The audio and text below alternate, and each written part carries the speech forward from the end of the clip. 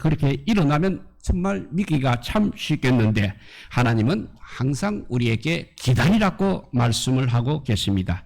우리 성도들 입장에서의 답답함이 바로 여기에 있습니다. 언제 이렇게 하신다, 언제 약속한 것이 이루어진다, 그렇게 못을 박아 놓으면 참 좋을 것입니다. 그런데 우리 하나님은 절대 그 때를 우리에게 말씀하지 않으신다는 것입니다. 그저 기다리라는 것입니다. 우리가 말씀을 믿는지 의지하는지 살펴보는 것 같습니다. 하나님께서는 다른 약속은 다 하시면서 시간 약속은 참 분명하게 하지 않으시는 것 같습니다. 그런데 우리 하나님은 그래도 역사의 주인 되십니다. 이 말은 시간의 주인은 우리 하나님이시다는 뜻이 되겠습니다. 우리에게 예정된 또 약속된 미래가 있는 것입니다. 그러나 그것을 이루시고 성취하시는 분은 하나님이십니다. 그때 그 시기, 그 약속의 시간을 조정하시는 분이 하나님이시라는 것입니다. 역사의 방향과 목표는 정말 분명히 정해져 있습니다. 이 땅에 하나님의 뜻은 반드시 이루어질 것입니다. 역사는 완성될 것입니다. 분명 그런 날은 오는 것입니다. 그러나 우리는 그때가 언제인지를 모른다는 것입니다. 그것은 비밀인 것입니다. 그 시간과 때는 우리 하나님의 주권에 속해 있는 것입니다. 역사의 방향은 정해져 있습니다. 그렇지만 그것을 이루는 때는 항상 유동적이라는 것입니다. 그것은 그러니까 정해져 있지 않다는 말씀입니다. 하나님의 약속이 이루어지는 때는 우리의 믿음과 항상 관련이 되어 있습니다. 간단히 말해서 우리 믿음이 성숙하고 성숙하게 된다면 하나님의 약속은 아마 금방 성취될 것입니다. 그러나 우리가 아직도 훈련을 받아야 합니다. 또 더 성숙해야 합니다. 그렇다면 하나님께서는 그 약속의 성취를 뒤로 미루실 것입니다. 사실 성도된 우리들이 하나님의 작정을 떠나서 자신의 힘으로 살아간다는 것은 무의미한 것이며 실망과 낭패가 뒤따르는 것입니다.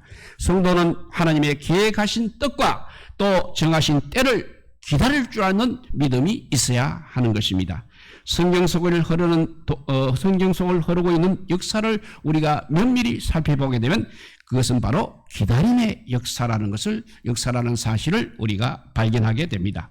하나님께서는 사람에게 언약을 주시고 즉시 이루기도 하십니다. 그렇지만 대부분은 기다림의 시간을 지나서 이루게 되는 것입니다. 짧게는 며칠을, 많게는 길게는 몇백 년을 기다려야 했던 것입니다. 이사야서 30장 18절을 보면 그러나 여호와께서 기다리시나니 이는 너희에게 은혜를 베푸려 하시며 일어나시리니 이는 너희를 긍휼히 여기려 하심이라. 대저 여호와는 정의의 하나님이시라.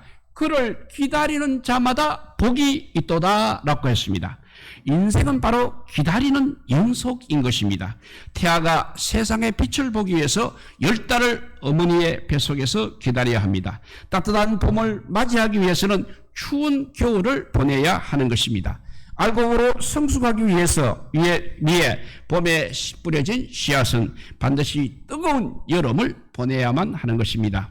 부모님은 늦게 귀가하는 자녀를 기다립니다. 아들을 군대에 보낸 부모님은 제대하기를 기다립니다. 이 세상 모든 것이 다 기다린 것입니다. 기다리지 않고 있는 것은 없다는 것입니다.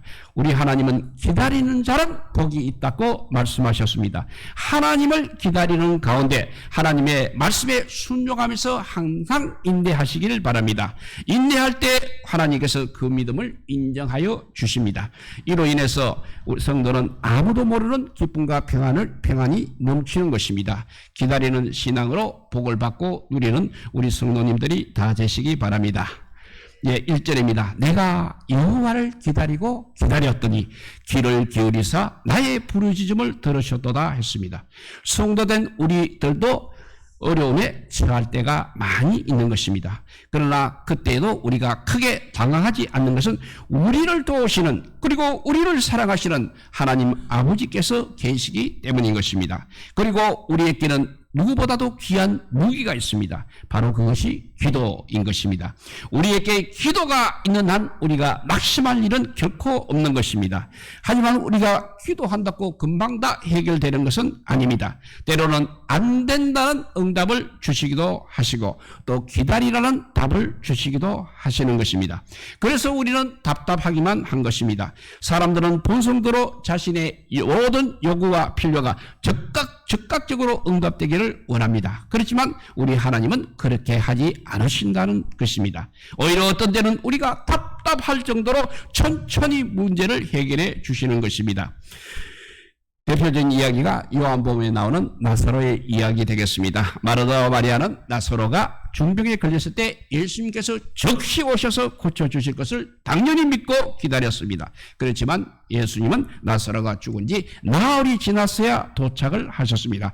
그러자 마리아는 주께서 여기 계셨더라면 내 오라버니가 죽지 아니하였겠나이다 라고 말하면서 섭섭한 마음을 숨기지 않았습니다. 그렇지만 예수님께서는 나사로의 무덤으로 가셔서 그를 살려주셨습니다. 예수님은 결코 늦은 것이 아니었습니다. 예수님이 계획하신 바로 예수님의 때에 오셨을 뿐인 것입니다. 오늘도 예수님은 종종 우리가 당면한 어려움 상황 때문에 울다가 기진맥진해진 다음에 찾아오십니다. 그런가 하면 질병 때문에 고통을 많이 당한 후에 또는 사업의 어려움 때문에 속이 타들어가는 경험을 한 후에 찾아오시는 것입니다. 그렇지만 나사로의 경우처럼 예수님은 결코 늦게 오신 적이 없다는 사실입니다. 예수님의 시간에 맞춰서 분명히 오셨습니다. 그런데 다만 그 시간표하고 우리의 시간표가 달랐을 뿐인 것입니다. 분명히 예수님께서는 우리와는 다르게 시간과 능력을 이용하시는 분이십니다. 그래도 예수님의 시간은 항상 완벽하신 것입니다. 삶이 어려울 때 그 어려움을 극복하는 가장 중요한 일은 뭐니 해도 기도하는 일입니다. 인생의 위기를 맞이하였을 때 그 위기를 벗어나는 지름길 역시 기도인 것입니다. 왜냐하면 기도는 나를 위해 하나님께서 계획하신 일들이 이루어지게 하기 때문인 것입니다. 우리가 기도할 때 항상 부르짖어야 하는 것은 아닙니다. 그렇지만 부르짖는 기도가 필요할 때 우리는 부르짖어야 하는 것입니다. 무엇보다도 삶이 어려울 때 하는 기도는 부르짖는 기도인 것입니다. 그런데 우리는 부르짖는 기도에 대한 바른 이해가 필요합니다. 부르짖는 기도라면 어떤 생각이를 큰 소리로 기도하는 것을 연상합니다. 물론 틀린 것은 아닙니다. 그리고 부르짖음하면 항상 우리가 떠오르는 것은 간절함의 표현이 되겠습니다. 기도의 응답을 위한 간절함의 표현 수단이 되어 있습니다. 그러나 성경은 그 어느 곳에도 하나님을 기가 어두운 분으로 이야기하고 있지 않습니다. 응답을 위하여서 부르짖을 이유는 전혀 없는 것입니다. 그렇지만 에레미야 33장 3절을 보면 너는 나에게 부르짖어라 내가 너에게 응답하겠고라는 말씀이나 산상보온에 구하라 찾아라 두드리라는 표현의 말씀의 앞뒤 문맥은 무시한 채 구절 하나만 기억하여서 기도의 방법을 받아들인다는 것은 어쩌면 우리의 잘못인지도 모르겠습니다. 그러나 부르짖음은 회개의 요청인 것입니다. 내가 어찌할꼬 왜 그랬던고 하면서 가슴을 찢고 부르짖는 일인 것입니다. 징벌이 온다면 그 징벌은 필요한 징벌인 것입니다. 왜냐하면 하나님을 바라볼 현장이 되기 때문인 것입니다. 에레미야 선지자나 이사야 선지자 등 바벨론 멸망을 앞에 둔 시점에 어려운 선지자들은 멸망을 기정사실화하고 그것을 받아들이라고 요청하면서 하나님 앞에서 그래도 울고 부르짖으면서 기도한 사람들이었습니다. 우리는 우리 앞에 어떤 재앙이 임할지 두려움 때문에만 꼭 하나님의 말씀을 들어야 하고 의뢰하고 부르짖어야 하는 것은 아닙니다. 오직 들어야 하니까 우리의 길을 주님께 드려야 하는 것입니다. 우려야 하니까 눈물을 돌려달라고 요청하며 하나님의 요청을 받아들여야 하는 것입니다. 진실로 우리의 가슴을 찢어야 하기 때문에 참된 해결을 위해서 부르짖음을 생각하고 가슴을 쪼여 짜내며 우리는 기도해야 하겠습니다. 1절에 말씀을 다시 읽어보면 내가 여호와를 기다리고 기다렸더니 귀를 기울이사 나의 부르짖음을 들으셨도다 했습니다. 이 말씀 속에는 다윗이 위기 속에서 하나님의 도우심을 찾아 부르짖는 모습과 하나님의 응답을 기다리는 모습이 병령되어 묘사되고 있는 것입니다. 무엇보다도 다윗은 하나님께 부르짖어 기도한 사람입니다. 지금은 너나 할 것 없이 어려울 시대입니다. 이때 하나님의 은혜를 구하고 기다리시기를 바랍니다. 때가 되면 우리의 부르짖음에 반드시 응답하실 것입니다. 또 2절을 봅니다. 내가 기가 막힐 웅덩이와 수렁에서 끌어올리시고 내 발을 반석 위에 두사 내 걸음을 견고하게 하셨도다 라고 했습니다. 기다리는 신앙에는 유익한 면이 많이 있습니다. 다윗은 수많은 고통과 어려움을 당하였습니다. 그렇지만 그 충동을 참으며 인내하며 하나님의 때를 기대를 가지고 기다렸던 것입니다. 그래서 마침내 정말 하나님이 기뻐하시는 선군이 되었습니다. 요셉도 역시 억울한 고통을 당하였지만 충동을 통제하며 인내함으로 참고 기다렸습니다. 결국 하나님은 그 요셉을 애굽의 국무총리가 되게 하셨습니다. 인생은 한마디로 기다림입니다. 내일을 기다리고 만남을 기다리고 죽음을 기다리고 희망을 천국을 기다리는 것입니다. 사람은 누구나 기다림 속에서 살아가는 것입니다. 그 기다림 속에서 희망을 키워가기도 하고 그 기다림 속에서 고통을 참고 인내하면서 무엇인가를 기대하며 살아가는 것입니다. 기다리며 살 수 있다는 것은 그만큼 행복한 사람입니다. 그러한 기다림조차 없는 인생이라면 삭막하고 허무하고 몸이 건조할 것입니다. 이러한 기다림이 때로는 긴장을 태우듯 온몸을 녹아내리게 합니다. 뜬으로 밤을 설치기도 합니다. 그렇지만 사람은 누구나 그래도 기대하며 기다리며 그리며 산다는 것이 바로 행복인 것입니다. 한편으로 기다림은 신앙적으로 봐도 매우 중요합니다. 사실 기다림도 평안할 때는 그것이 낭만이 될 수도 있고 견딜 만한 아름다움이 될 수 있는 것입니다. 그러나 고통 가운데서의 기다림, 절망 가운데서의 기다림은 그리 쉬운 것은 아니라는 것입니다. 왜냐하면 여유가 전혀 없기 때문입니다. 기다릴 수 있는 여유가 없다는 것입니다. 정말 급합니다. 내 마음이, 내 상황이 기다림을 용납하지를 않고 있습니다. 하지만 신앙인은 기쁨 속에서도 기다릴 줄 아는 사람이지만 고난 중에서도 더더욱 기다릴 줄 아는 기다림에 익숙한 사람들이 바로 신앙인인 것입니다. 그래서 나를 기가 막힐 웅덩이와 수렁에서 끌어올리신다고 했습니다. 너무나 황당한 경우를 만나게 되었을 때 우리는 기가 막힌다고 그렇게 말을 합니다. 그런데 인생을 살다 보면 이처럼 기가 막힐 일을 만날 수 있는 것입니다. 모두가 부러워하고 존경하는 다윗 왕도 그의 인생 여정 가운데서 이렇게 기가 막힐 만큼 엄청난 고난과 시련이 있었다는 것입니다. 결코 다시 일어설 수 없을 것 같은 절망적인 상황에 다윗은 부딪혔습니다. 수렁처럼 빠져나오고 발버둥 치면 칠수록 더욱 수렁에 또 빨려 들어가는 상황입니다. 골리앗과 대적하여 서 있을 때에도 또 자신을 죽이려 하는 사울왕께 쫓겨 다닐 때도 바로 그런 상황인 것입니다. 더구나 사울왕은 자신이 목숨을 바쳐서 도와준 사람입니다. 그리고 사울왕은 한나라의 최고 권력을 가진 왕입니다. 그러한 그 사울왕이 시기심을 가지고 다윗을 죽이려고 하고 있습니다. 힘없는 한 개인이 어떻게 자신을 죽여야 하는 왕을 대적할 수 있겠습니까? 참으로 기가 막힐 웅덩이와 수렁에 빠져 있었습니다. 하지만 그는 모든 시련을 인겨내고 드디어 왕이 되었습니다. 이제는 고생 끝 행복 시작이라고 생각했을 것입니다. 그리고 부하들을 이제 전쟁터에 보내고 낮잠을 자다가 밖으로 나왔습니다. 우연히 아름다운 여인이 모욕하는 장면을 보게 됩니다. 결국 그는 또 간음의 죄를 범하고 마는 것입니다. 더구나 그 여자는 자신의 충성스러운 부하 우리아의 아내 바세바입니다. 바세바가 그래서 아이를 갖게 되고 커져가는 제약을 은폐하기 위해서 다윗 역시 살인을 서슴지 않고 있습니다. 우리아를 죽이고 말았다는 것입니다. 다시금 그는 기가 막힌 웅덩이와 수렁에 빠지고 말았습니다. 침상이 젖을 만큼 크게 회개하고 회개해서 다윗은 겨우 하나님의 은혜로 살게 되었습니다. 그도 이제 인생에 느긋하게 들어섰습니다. 자식들을 다 키워놓고 편안히 쉴만한 노년이 되었습니다. 이제는 인생이 평탄할 것으로 생각을 했습니다. 그런데 아들 암논이 이목누이 다말을 겁탈하고 말았습니다. 그러자 압살롬이 암논을 또 죽이게 됩니다. 형제간의 전쟁이 일어난 것입니다. 그리고 압살롬은 마침내 반역을 일으켜 아버지 다윗을 왕의 자리에서 쫓아내 버리는 것입니다. 다윗은 노년에도 이렇게 기가 막힐 웅덩이와 수렁에 빠지고 말았습니다.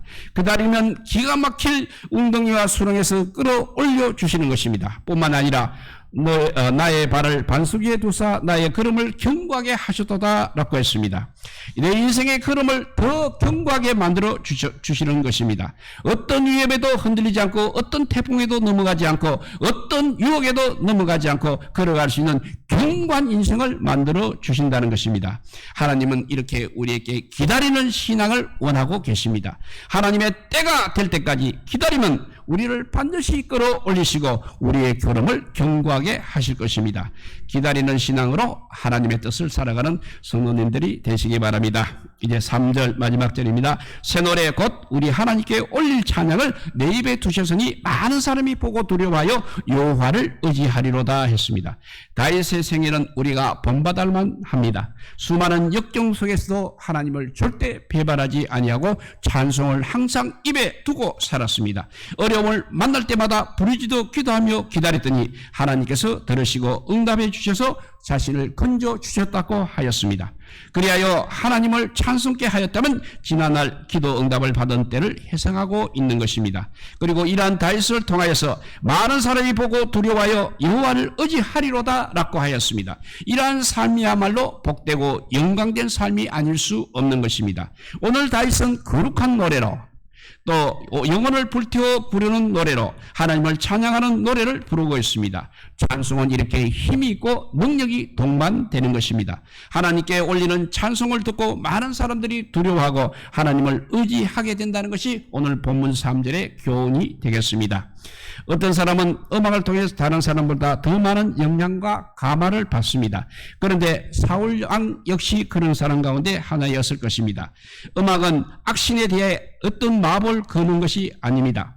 음악은 그의 영혼을 진정시키며 악마가 이용하는 동물적인 신령의 소란함을 가라앉히는 것입니다. 태양의 광선은 칼로도 찌를 수 없습니다. 물로도 끌 수 없습니다. 바람으로도 불어버릴 수도 없는 것입니다. 그러나 창문을 닫아버리게 되면 방 안에서 태양을 쫓아낼 수 있는 것입니다.